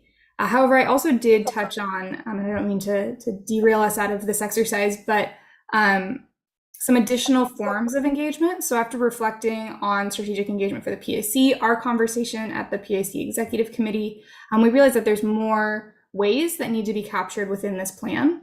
And so this plan is really, so far, what we're discussing here today is about what's brought before the PAC in this forum. But there's also opportunities for the PAC to come and join the Park District at events. So a great example is last year, Igor, you came out to a grant site visit on the Martinez Bay Trail and provided your support as a community member. And that's another element of the PAC's role that we'd really like to capture within this plan. And then the last is the letters of support. And so PAC members, you would have within the past few months started to receive emails requesting letters of support on grants for projects and programs that are within the area that you represent. That's both for you to be aware of what's moving forward, but also to give opportunity for you as a PAC member to pen a letter of support to be included within a grant application. And so we are thinking of those different channels that engagement can occur. And so this exercise is just focused on how to best use the PAC's time during a PAC meeting. And so this feedback that you're giving from your comments and your notes, we'll go ahead and first type up just an overview of what everything we heard to make sure that you all feel that we captured the information that you provided. And then we can also integrate that into suggested elements of the proposal for strategic engagement. So I'm hearing the comments on thematic discussion. So we saw the trail comment, the watershed comment, and so maybe there's a way to integrate thematic discussions with partners into the presentation format for strategic engagement. And I'm sure that there's others that we can do as well. And then Neil, that was a great comment about building this program as we're implementing it, and bringing some very strong partnerships forward, but then also leveraging that for new additional partnerships, because you all as the Park Advisory Committee, you are representatives of community groups, of community connections, and we want to be able to hear from you, understand those, and integrate what you're hearing in the community into the work of the Park Advisory Committee, and then also leverage your role as a community member by being at grant site visits and helping to support some of the strategic actions of the Park District. Yeah, Lisa, thanks for this. This has been great. And I just wanted to add, we're really striving to make this a dynamic exchange between the members of the PAC and our board and our staff. This is really part of what Dee actually, I see still on the screen, brought to us and to our general manager a couple of years ago, where the discussion really was about how do we leverage and harness the energy and expertise of this committee better to achieve broader goals at the district. And so when we think about community engagement, Lisa's exactly right, on the grant piece and in terms of programming, we're just wanting to be much more thoughtful of the perspectives of our community members. And you all are leaders of the community and have some very good networks and good input to provide. And I think we can be mutually benefited by continued engagement in this continued discussion. So I just wanted to acknowledge that.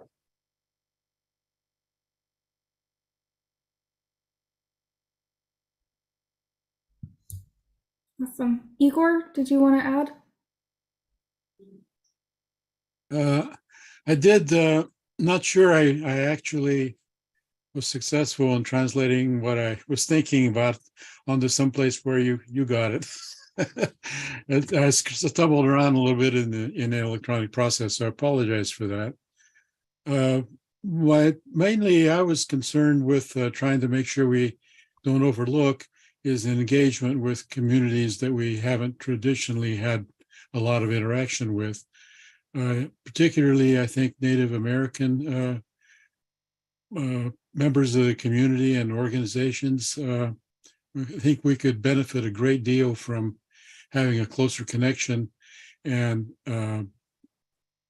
learning a lot more from the accumulated knowledge that that part of the population has had on this land for a really long time.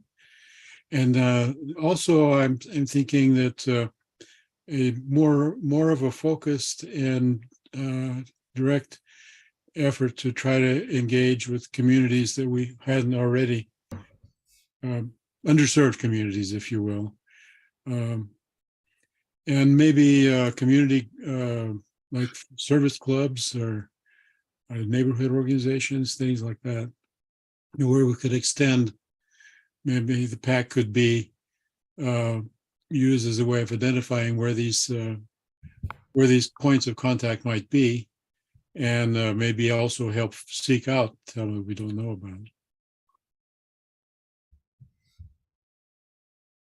Wonderful. Mr. Peoples?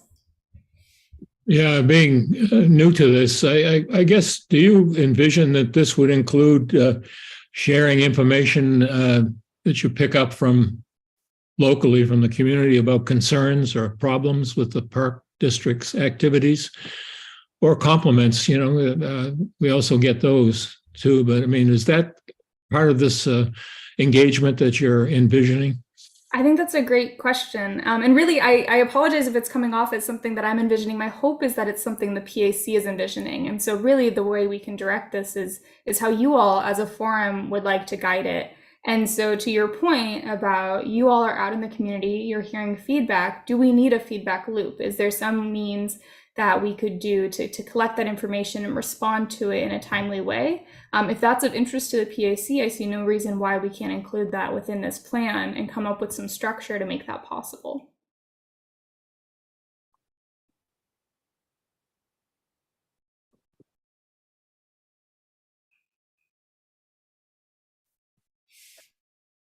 So Lisa, at this point, I just want to be mindful of the time. Do you think that we should continue this conversation to next month with the additional questions, and understand that each question will take, you know, this group is very thoughtful.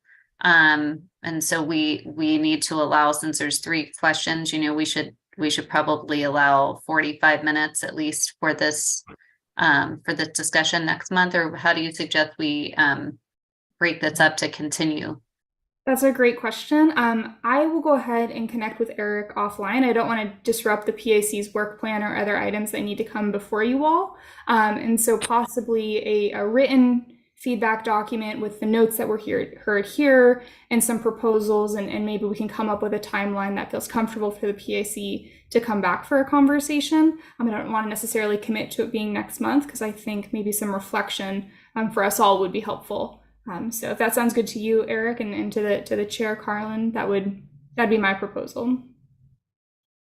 Yeah, I mean, I think this is an ongoing discussion, and I think we can also brainstorm offline about ways to solicit feedback between now and the next set of meetings, so that we have some additional information to bring back to the PAC.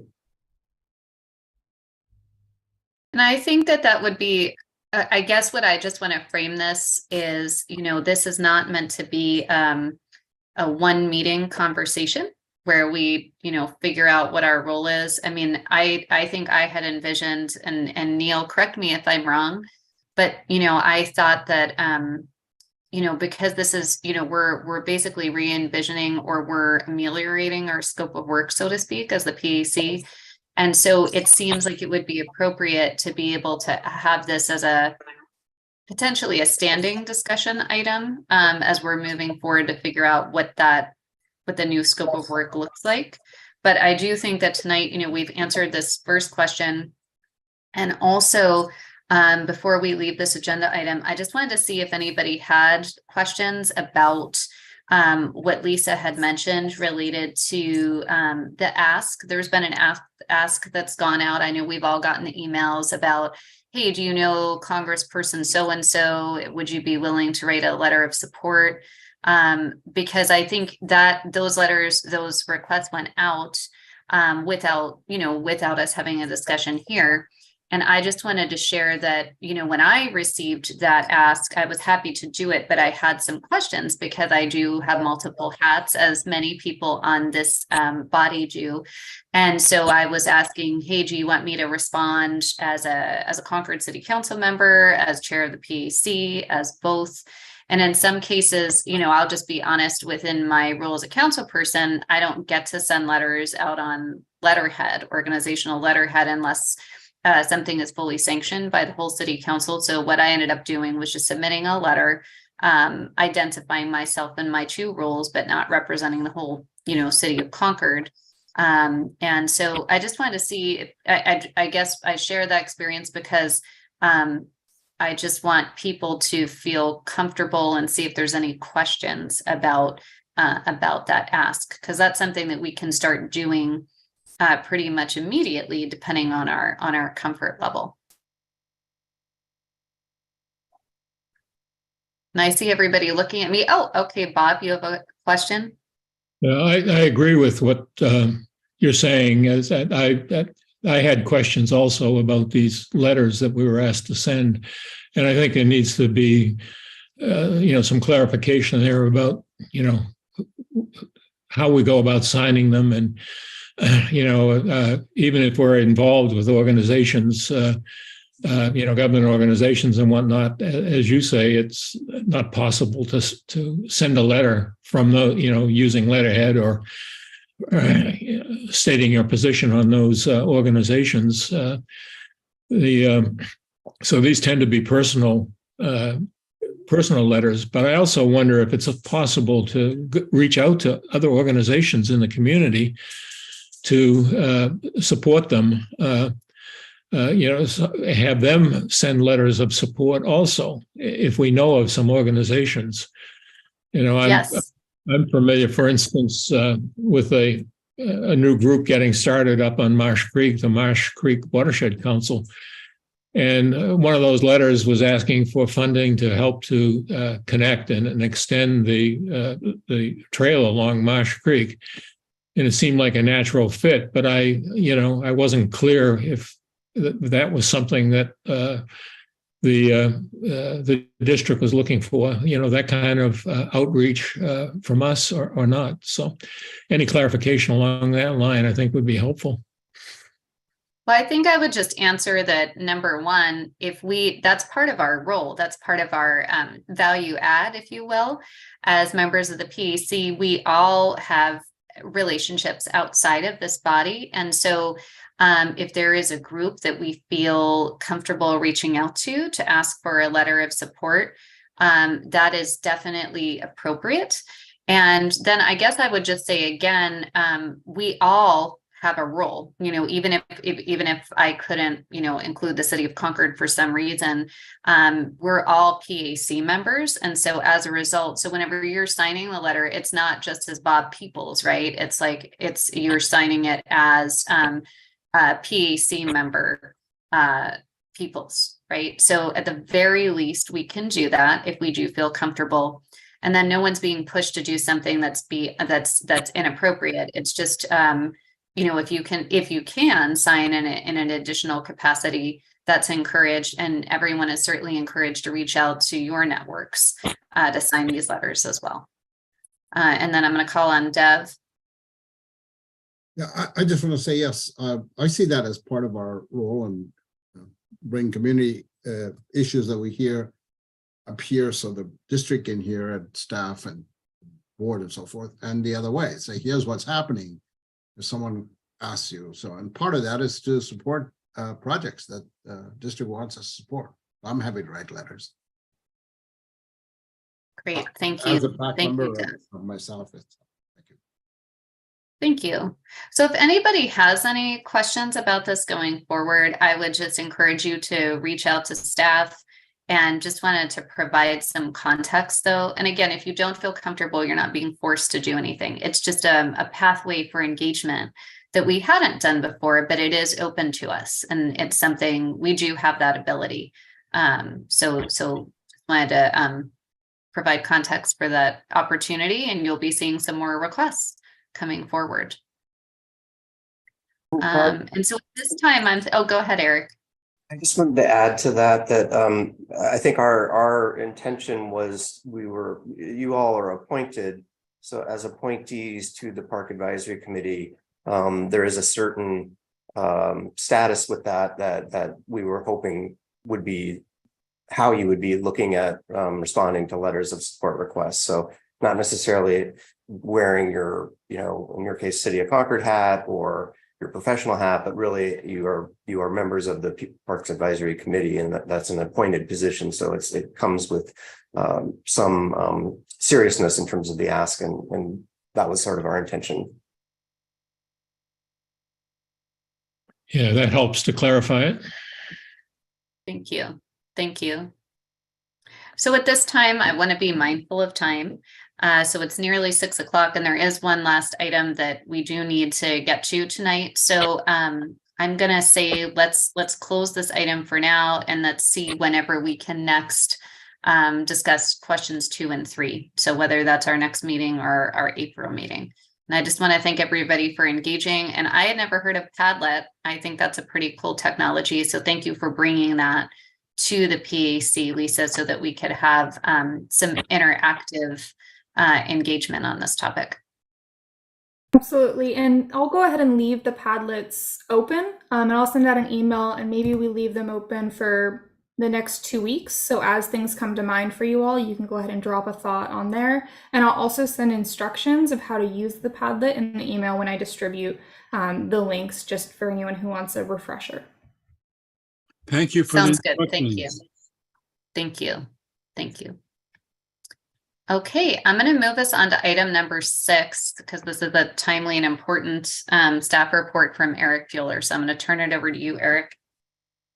Sure, thank you. And I hate to be sort of a bearer of not great news, but the governor's state of emergency is effectively ending tomorrow.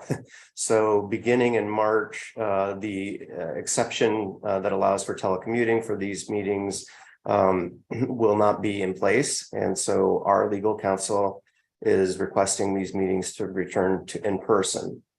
We'll send out a description of what there are emergency circumstances where committee members could report remotely, and we will send out a definition of what those circumstances are. But they're pretty they have a high bar. And so I think, Carlin, one of the things that we wanted to check in with folks about is if we were meeting in person in March, what time. Traditionally, these meetings were at 7 at night. We moved to 4 because of the option to teleconference. I know there's legislation moving that hopefully will get us back to the point of being able to teleconference, but that's not going to happen between now and March. So wanted to share that. We can also make our legal counsel available for questions, but just wanted to share that in March, we're going to need to go back to meeting in person. And so this is a pretty big topic, and Eric, I just want to know, if the group, I know that there were a lot of challenges, like for those of us that work during the day. I will say I can't do a 4 o'clock meeting. So I guess I wanted to ask, is staff, because staff has gotten used to the daytime meetings. I think we all have gotten used to that, because we can do things virtually, but is the space available to us at 7 p.m. if we had to move back, or what are the choices that staff has available for us? Well, I mean, the traditional location was the boardroom, and it can be made available at 7 or frankly any time that we determine. Okay. So I'm just wondering if it makes sense to do a poll of some kind to find out what works for people. Because again, I know we have people with all different, some people are retired, some people are working, some people are flexible, so that we can find out, or even if it would be possible to move the meeting up to 6 o'clock as a kind of compromise, even, but my suggestion would be so we're basically tonight, it sounds like we're notifying people we've got to meet in person in March. Although I will tell everybody I'm going to be in Washington, D.C. for a National League of Cities conference, but I am able to basically utilize the old Brown Act rules and post my hotel. I can give that information and I can participate remotely as long as I post the information in the hotel lobby. So I will be doing that. But in terms of, I would suggest that we put out a poll and find out what works for the most members and see if it's 5:30, 6 o'clock, 6:30, 7 o'clock, give those options to folks, and even 4 o'clock can go on there and just see what works for folks and go from there.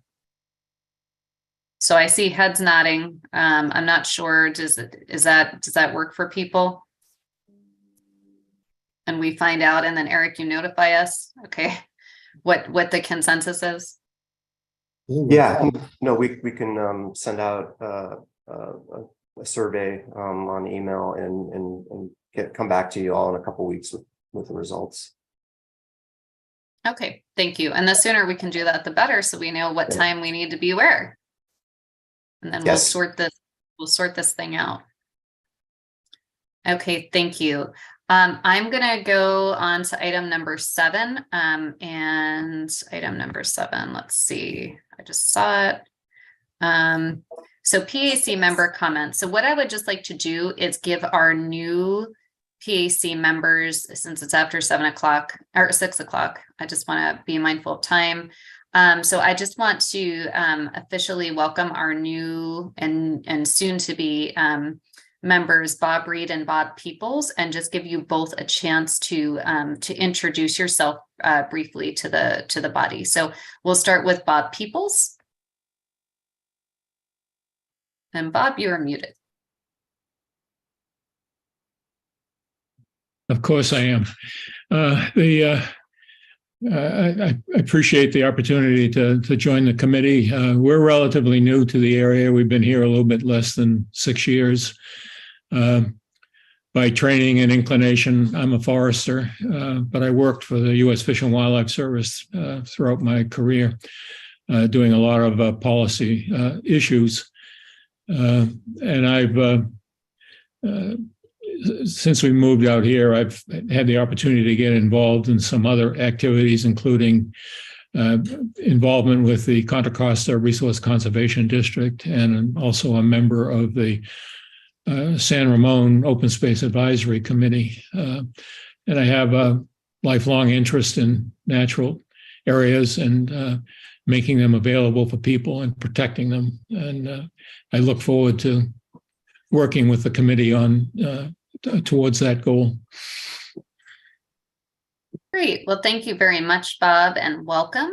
And then I'm going to turn it over to the, well, we've got 3 Bobs, but the second Bob for this conversation, Bob Reed. Hi. Thank you for the welcoming. I'm an equestrian. I think that's the reason I'm on this committee. I grew up in Walnut Creek, but I haven't lived in the Bay Area for quite a while. I've been down in San Benito County, where I was a journalist and a horse trainer, and participated in the Vision San Benito process, trying to create a vision for San Benito County in 20 years. And I think that experience gave me some valuable insight into how to bring in public participation. I'm really interested in underserved communities. I realize that, well, I don't know who the real users are of the parks yet.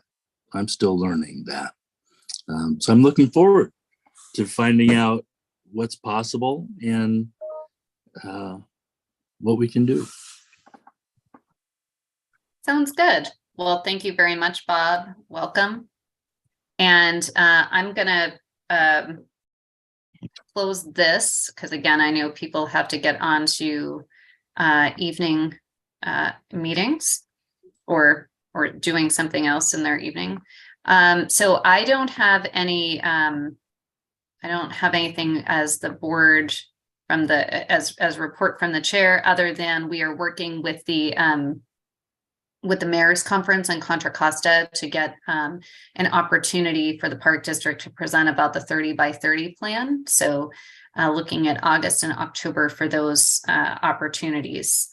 And board committee reports, the only committee that met, we're working on putting together our new executive committee as Rick has retired from the PAC. So we did meet about that, and we'll be doing some outreach to some folks to see who would like to join the PAC executive committee. And I'm going to check to see, Eric, do we have any old business? I don't even know what that means, to be honest with you. No, I mean, it would just mean something that we needed to follow up on, but no, we don't. Okay. And how about new business? I think we've kind of covered the things that we need to cover this evening.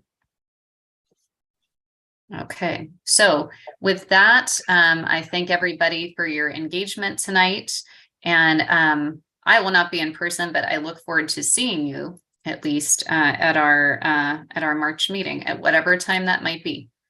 So so thank you very much, everyone. Nice to see you all. Good night. Take care.